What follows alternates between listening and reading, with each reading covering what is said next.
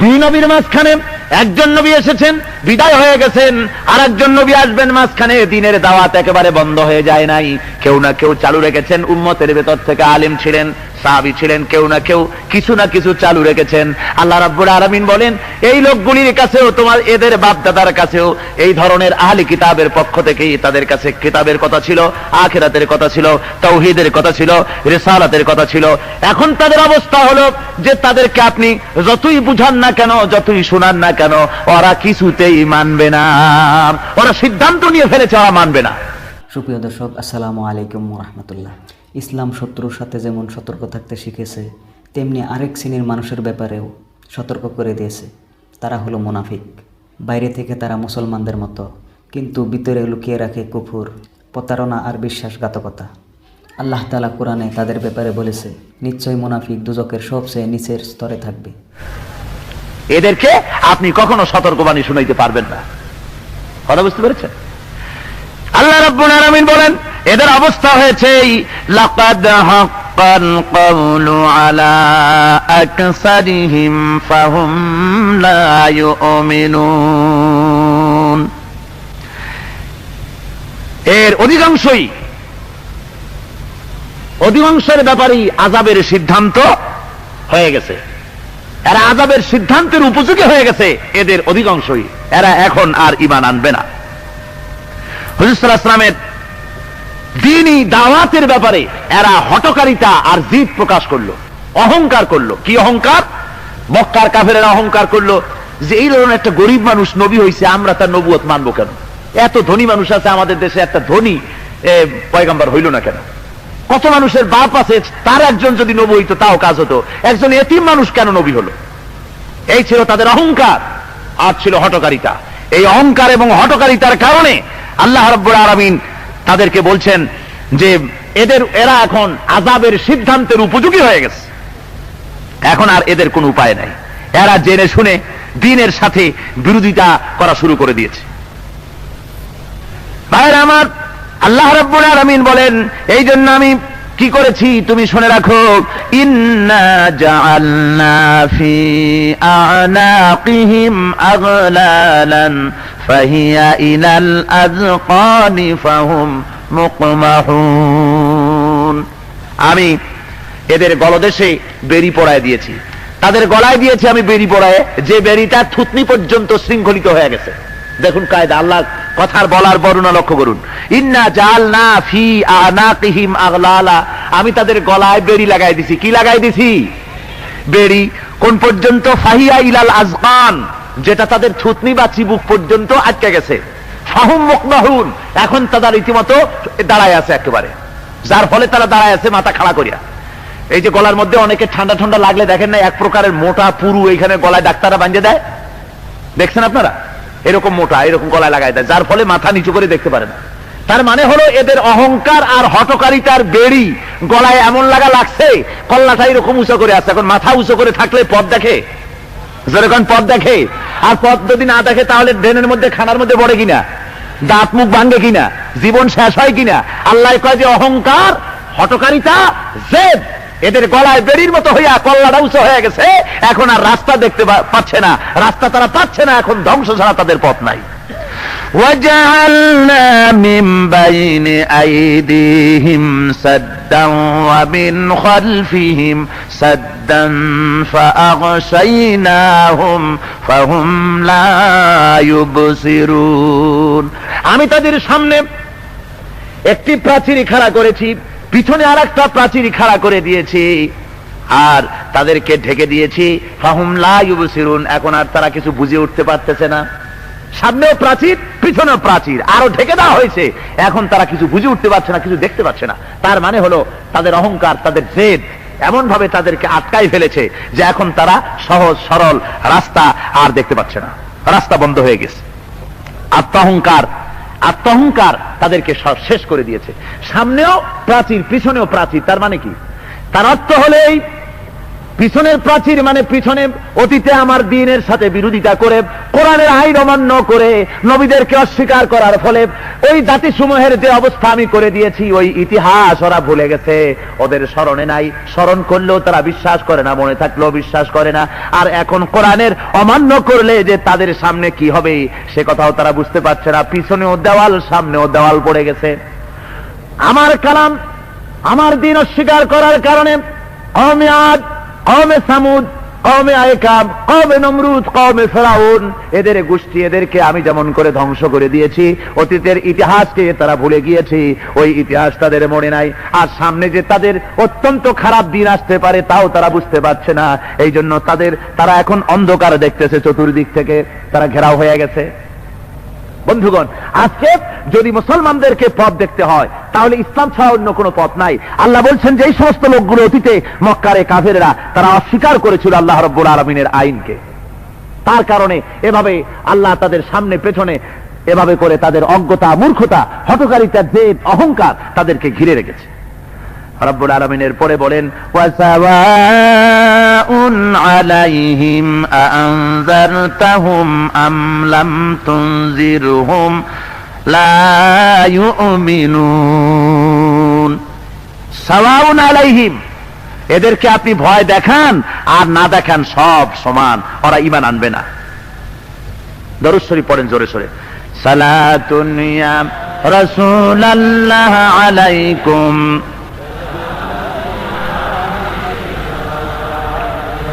সালামুন ইয়া রাসূলুল্লাহ।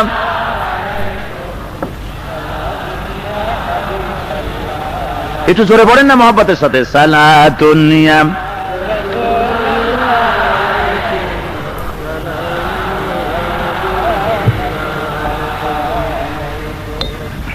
ভাইরা আমার, লক্ষ্য করুন ভালো করে, আল্লাহ রাব্বুল আলামিনের সূরা ইয়াসিন আপনারা সব সময় পড়েন, শুধু তেলাওয়াত করেন, কিন্তু কি পড়েন এর মধ্যে কি আল্লাহ রেখেছেন তা তো অনেকেই বোঝেন না। সুতরাং আপনাকে ভালো করে বুঝতে হবে। কি সুন্দর করে আল্লাহ বলতেছেন, ইসলামী আন্দোলনের কর্মী যারা, ইসলামী আন্দোলন যারা করতে চান, আল্লাহর কোরআন যারা দুনিয়ায় বাস্তবায়িত করতে চান, এই আয়াতটি তাদের জন্য বড় উপকারী, তাদের জন্য শোনার বিষয়বস্তু। কি বলেন, আমরা ইসলামী আন্দোলন করতে চাই না সবাই? জোরে বলেন ঠিক না? বাংলাদেশ ইসলাম কায়েম হোক, এটা আমরা সবাই চাই না? জোরে বলেন, আরো জোরে বলেন, চাই না? তাহলে আমরা যারা এখানে উপস্থিত সব আমরা ইসলামী আন্দোলনের কর্মী। জোরে বলেন ঠিক কিনা? জোরে বলেন সত্য কিনা?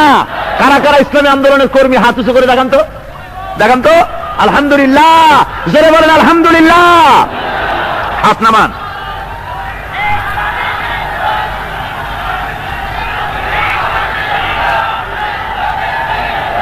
বসুন বসুন।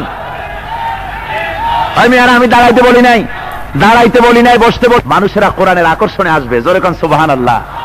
এই যাত্রা, থিয়েটার, অপেরা, সিনেমা, গুনাগার বিবি, যে হাবিজাবি আছে না কতগুলা, এগুলা যত দিন যায় তত লোক কমে। আর কোরআনের আকর্ষণ দেখছেন, কোরআনের মুজিজা যত দিন বাড়তে থাকে তত লোকও। জোরে কোন সুবহানাল্লাহ। সুতরাং আপনারা কেউ যেন নিজেদের কপাল পোড়াবেন না, হতভাগ্য নিজেকে বানাবেন না। তার মানে হলো কোরআনের আলোচনা বসার জন্য ধৈর্য নিয়ে বসতে হবে।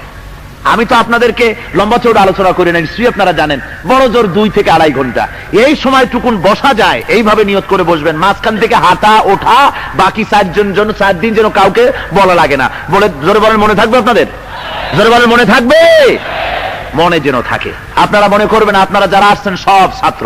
আপনারা কি ছাত্র? আমি কিন্তু ওস্তাদ না। আমি আপনাদের ছাত্র বানাইয়া নিজেকে ওস্তাদের ভূমিকা নিচ্ছি তা না। আমিও আপনাদের মতো ছাত্র, আপনারাও ছাত্র, আমিও ছাত্র। কোরআন হলো ওস্তাদ। ওস্তাদ কে? কোরআন। কোরআন থেকে আমরা জানবো। সুতরাং আদব রক্ষা করে বসতে হবে, হাঁটা চলা বন্ধ করতে হবে, এটা যেন মনে থাকে আপনাদের।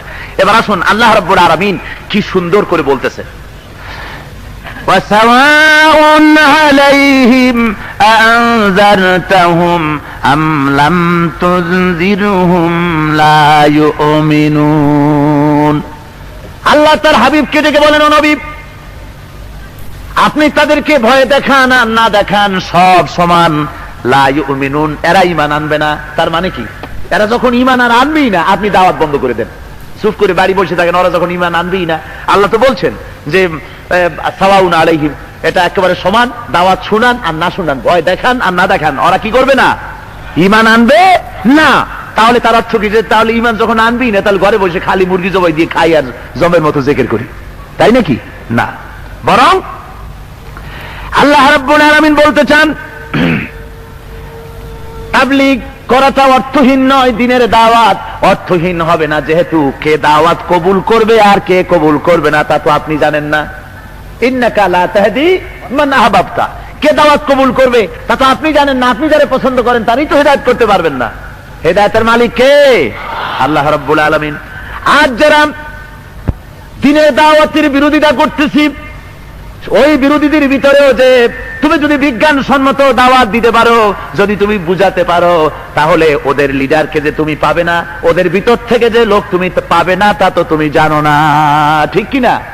দাওয়াত দিতে থাকো, দাওয়াত শুনতে শুনতে সবাই তো শুনবে না এমন নয়, কিছু সংখ্যক আছে যারা শুনবে, কান দিয়া ঢুকবে, কলেজায় ঢুকবে, চোখ থেকে পানি পড়বে, ঈমান বুঝতে পারবে, তোমার কাছে চলে আসবে, আর দ্বীনের শক্তি বাড়বে। জোরে বলেন সুবহানাল্লাহ। হিম্মত হারা হইও না, আল্লাহ বলছেন ও নবী হিম্মত হারা হইও না, নিরাশ হইও না, দাওয়াত দিতে থাকো। এক শ্রেণী আছে যারা তুমি শুনাইলেও যা, না শুনালে যা, এদেরকে তুমি চিনবা না, আর কারা হেদায়েত নিবে তাও তুমি চিনবা না, অত আমি ঠিক করে দেব, তুমি দাওয়াত দিতে থাকো। ভাইরা আমার, সেজন্য আজকে ইসলামী আন্দোলনের কর্মী, এই মাহফিলের ভিতরে আপনারা সবাই বলেছেন আপনারা ইসলামী আন্দোলনের কর্মী, বাংলাদেশ ইসলাম কায়েম করতে চান। সুতরাং আপনারা নৈরাশ্যর রোগে ভুগবেন না, মারামারি দেখে ভুগবেন না, মিছিল দেখে ভয় পাবেন না, মারামারি দেখে ভয় পাবার কোনো কারণ নাই, বন্ধ করে দেওয়ার কোনো কারণ নাই।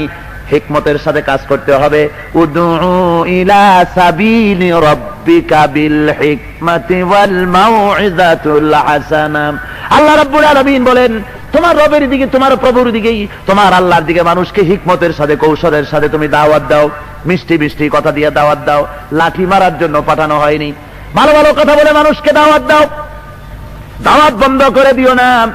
তোমার দাওয়াত শুনে শুনে লোকেরা চলে আসবে, দিনের মধ্যে যাদের হেদায়েত নসিব আছে তারা চলে আসবে, কিন্তু দাওয়াত দিতে গিয়ে প্রাণ দেওয়া লাগবে। দুই একজন মরেও যেতে পারে, শহীদ হয়ে যেতে পারে। গাছগুলি যেমন বড় হওয়ার জন্য বৃষ্টির পানি চায়, জমিনে ফসল বৃদ্ধি পাওয়ার জন্য যেমন করে সে ফসল, যে বৃষ্টি চায়, গাছের ফসল বৃদ্ধির জন্য যেমন সার চায়, অমনি ভাবে ইসলামী আন্দোলন হলো একটি গাছের নাম, যার শিকড় মাটির তলদেশে চলে গেছে, আর তার শাখা প্রশাখা চলে গেছে আরশে আযীম পর্যন্ত। এই গাছও বৃদ্ধি পাওয়ার জন্য সার চায়, সেই সার হলো শহীদের রক্ত। জোরে বলেন সুবহানাল্লাহ। সুতরাং কোন জমিনে যদি কেউ শহীদ হয়, শাহাদাত বরণ করে, এটা কোনো খারাপ কথা নয়, বরং শহীদ হওয়াটা হলো ওখানে আল্লাহর দ্বীন কায়েম হবে, তার বাস্তব নমুনা। জোরে বলেন সুবহানাল্লাহ, জোরে বলেন সুবহানাল্লাহ। ওরা শহীদ করবে, তোমরা দ্বীনের দাওয়াত দিয়ে যাও, দিতে থাকো। তারপরে ওরা যতই আন্দোলন করুক, একটা মানুষ শহীদ করে দিয়ে, একটা ছাত্র মেরে দিয়া, কোন জায়গায় ইসলামের আন্দোলনের একটা কর্মীকে মেরে, একটাকে নেতা মেরে আন্দোলন বন্ধ করা যায় না। জোরে বলেন যায়? আগুন ছাই দিয়ে ঢেকে রাখা যায় না। বিরাট পাহাড় হাত মুঠ করিয়া চোখের সামনে ধরলে পাহাড়টাও মুষ্টির আড়ালে পড়ে যাবে, যাবে না? কথাটা বোঝেন? যত বড় পাহাড় হোক, একটা হাত মুঠো করে চোখের সামনে ধরেন, মনে হবে পাহাড় ওখানে নাই। আজকে যারা ইসলামী আন্দোলনকে অস্বীকার করছে, যারা ক্ষুদ্র মনে করতেছে, তারা ওই রকম পাহাড়ের সামনে হাত মুঠো করে দেখতেছে। হাতটা ছাড়িয়ে দাও, জ্ঞানের চক্ষু খোলো। কয়টা ছাত্র মারবা তোমরা? কয়টা মারবে? একটা দুইটা না, বাংলাদেশের রাজধানী থেকে শুরু করে প্রত্যন্ত অঞ্চল পর্যন্ত লক্ষ লক্ষ মুজাহিদ তৈরি হয়েছে ইসলাম প্রতিষ্ঠা করার জন্য। দুই একটা মেয়ের ইসলামী আন্দোলন বন্ধ করতে পারবে না ইনশাআল্লাহ।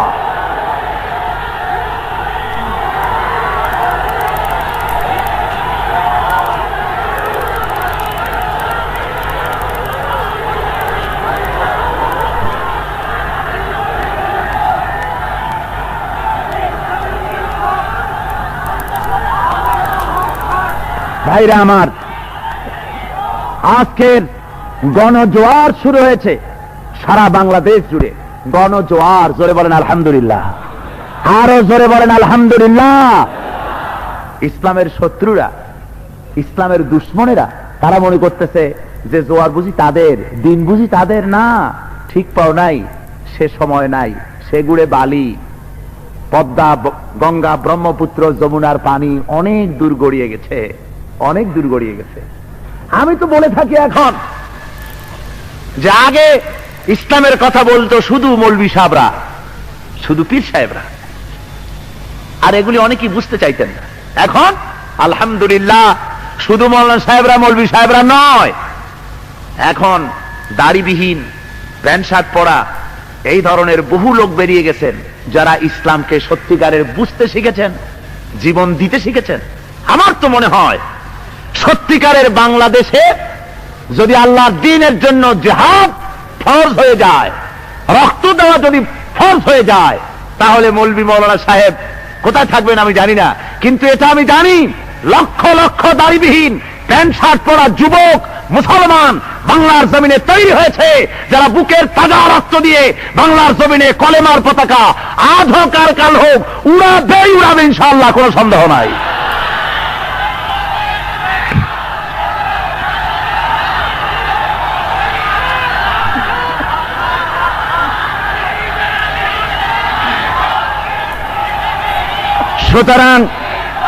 সুতরাং ভয়ের কোনো কারণ নাই, ভয়ের কোনো কারণ নাই। চাই অদম্য সাহস, আল্লাহর উপরে ভরসা, সামনের দিকে এগিয়ে যাওয়ার কাম। পিছনে ফিরে দৌড়ায় মুনাফিক, ভীরু, কাপুরুষ। আর কাপুরুষরা দুনিয়ায় কোনো ইতিহাস সৃষ্টি করতে পারে না, পারে নাকি? কাপুরুষের কোনো ইতিহাস আছে? ইতিহাস তো বীর পুরুষদের। সুতরাং বীর পুরুষ তারা যারা নাকি তাহাজ্জুদের নামাজও পড়ে আর একটা পটকার আওয়াজ শুনলে দৌড়ে কুল পায় না, এরা বুঝি বীর পুরুষ? বুঝলেন? খুব তাহাজ্জুদ পড়ে, কিন্তু একটা পটকা ফুটে উঠছে, পাগড়ি পুগড়ি ফালাই ছুঁয়ে দৌড়ে কুল পায় না, এর নাম ইমানদার না। ইমানদার হলো সেই যে তাহাজ্জুদও পড়ে আর পটকার আওয়াজ হলে পরে, গ্রেনেডের আওয়াজ হলে পরে উল্টা দৌড়ায় না, বরং সেদিকে যায় ওই আওয়াজে আমার কোনো ভাই ক্ষতিগ্রস্ত হলো নাকি তা দেখার জন্য। জোরে বলেন ঠিক না? এর নাম মোমেন। যার কাছে হযরত ওমর ফারুক রাদিয়াল্লাহু তাআলা আনহু রোম সম্রাটের কাছে চিঠি লিখেছিলেন, রোম সম্রাট আমার এই চিঠি পাওয়া মাত্র ইসলাম কবুল করো, অথবা ইসলামী স্টেটের করদ রাজ্যে পরিণত হয়ে যাও।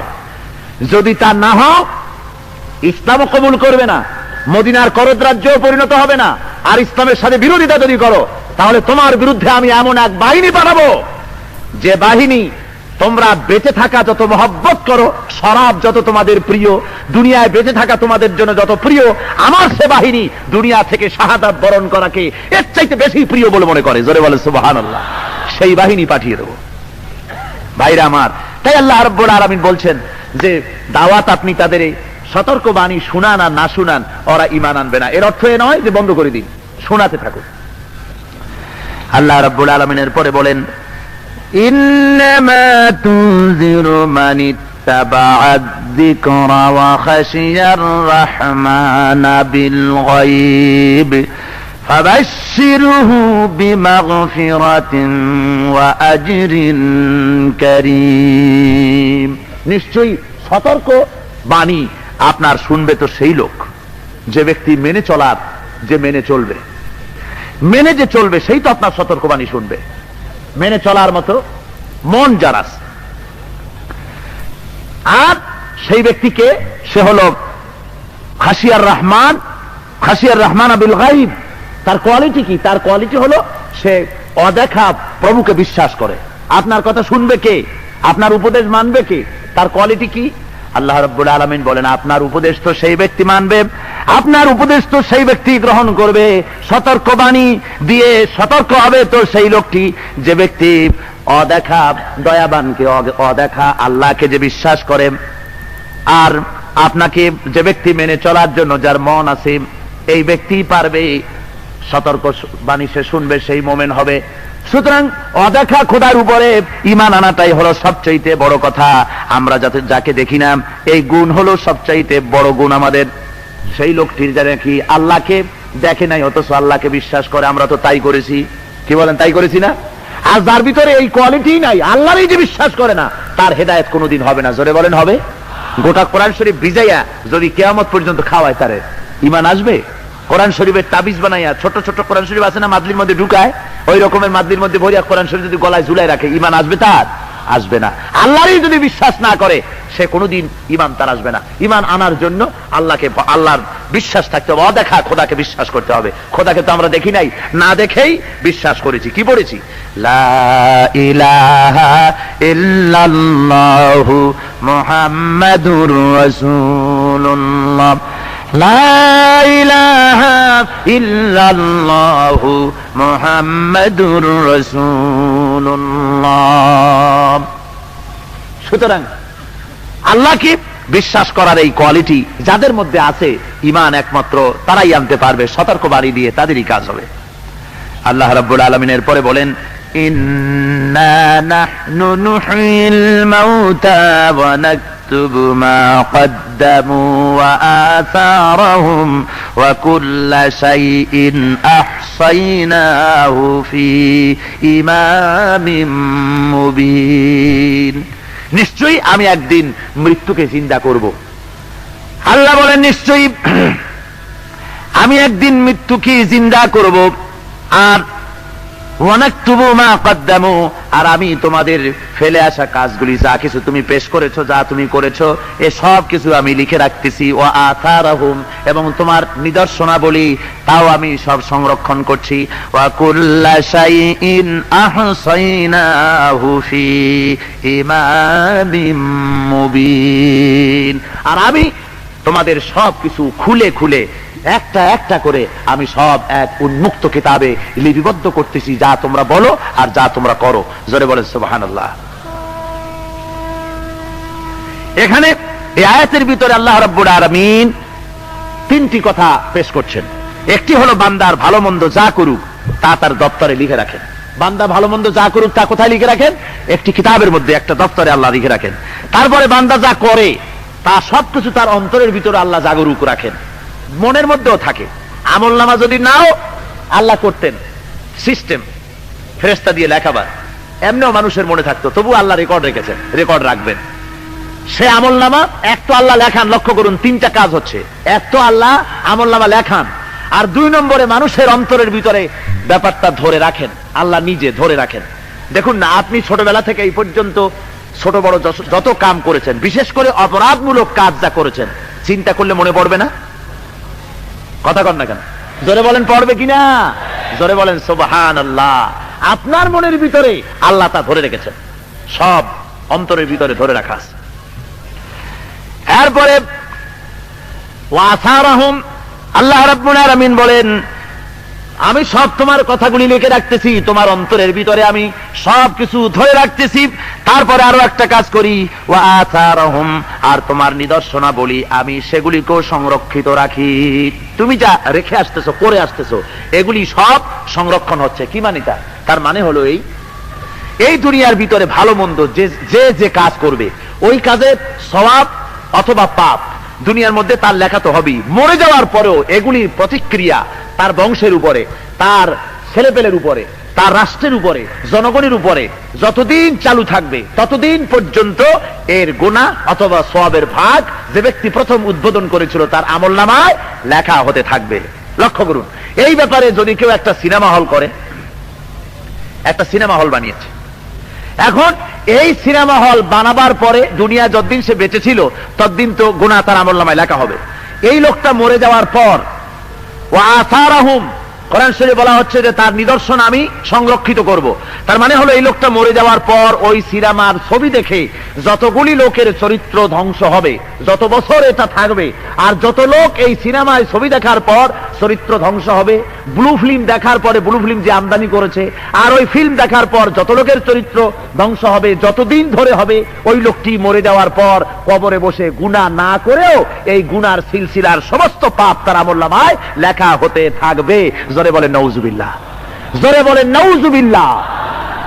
এখন আপনারা এগুলি বুঝে নেন। সিনেমা হল হতে পারে, তারপরে কোন রকমের নানা রকমের আজে বাজে খেলার অনুষ্ঠান হতে পারে, এটা কোন ধরনের গুনাহের যে কোনো অনুষ্ঠান, এই ব্লু ফিল্ম জাতীয় যা কিছু হোক, এর আসার থাকবে। আর ভালো কাজ যদি কেউ করে, একটা মাদ্রাসা করে গেছে, একটা মসজিদ করেছে, একটা টিউবওয়েল করেছে, একটা ব্রিজ করেছে, একটা রাস্তা দিয়েছে, মানুষের কল্যাণের জন্য অনেক ভালো কাজ করে গেছে। মরে যাওয়ার পর এই ভালো কাজ যত